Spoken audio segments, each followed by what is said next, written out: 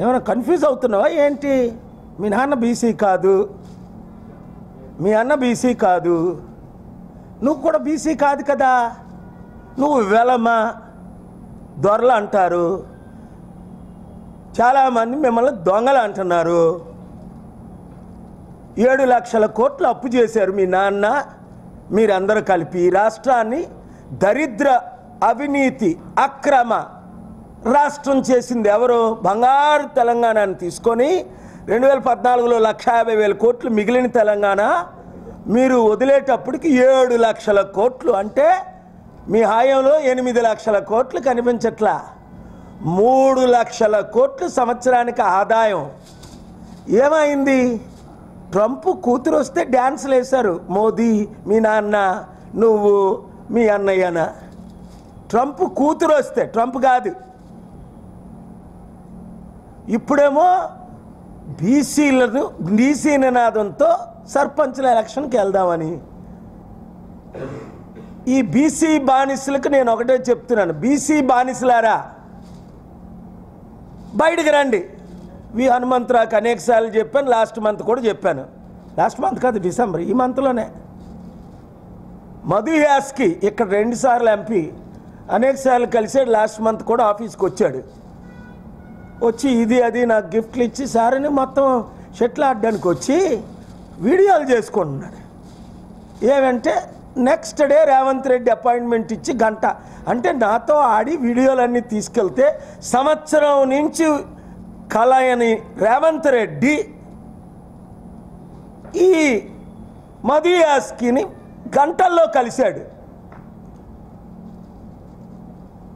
ఇక్కడ అరవింద్ ఉన్నాడు ఎంపీ, ఆయన ఎవరో నాకు తెలియదు, కానీ వాళ్ళ నాన్న నా మిత్రులు శిష్యులు అనేక మీటింగ్లకు వచ్చారు. మా అన్నయ్యకి బెస్ట్ ఫ్రెండ్, చనిపోయినంత వరకు మాట్లాడారు. టీఆర్ఎస్లో ఎందుకు చేరారంటే కాంగ్రెస్ అంత దరిద్ర పార్టీ లేదన్నాడు ఆయన. ఎందుకని అడిగా.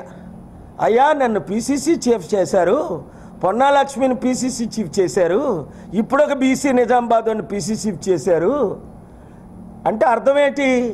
ఈ పీసీసీ చీఫ్లుగా మమ్మల్ని బానిసం పని చేసి రెడ్లు 5% ఉన్న రెడ్లు 12 మంది ముఖ్యమంత్రులు చేశారు వీళ్ళు.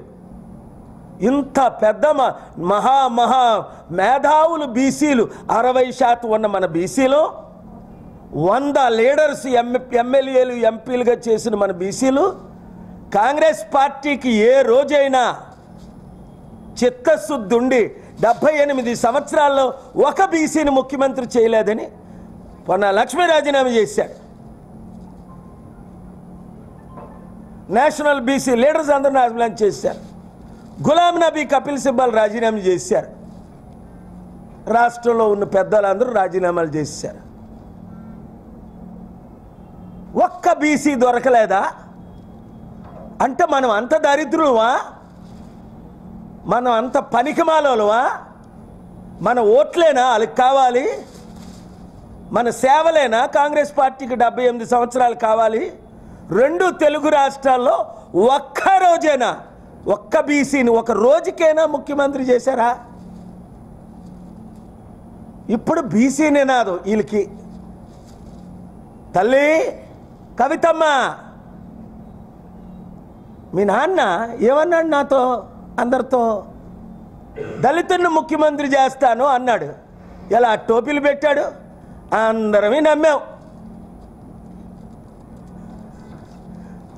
ఏ దళితుడినైనా ముఖ్యమంత్రి చేశాడా?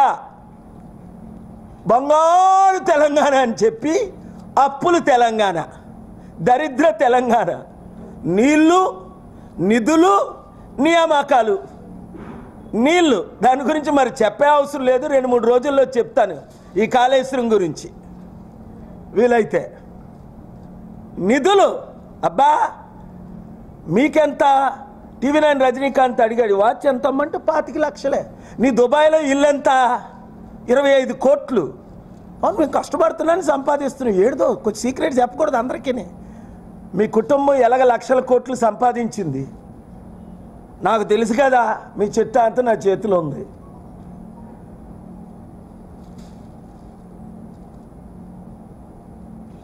సర్పంచులారా మళ్ళా మోసపోతారా మీరు ఈ రెండు పార్టీలు నమ్మి? మోసగాళ్ళే గజ దొంగలను నమ్ముతారు, మోసగాళ్ళని నమ్ముతారు. మీరు కూడా మోసగాళ్ళు అయితే. బుద్ధున్నోడు ఎవడు కూడా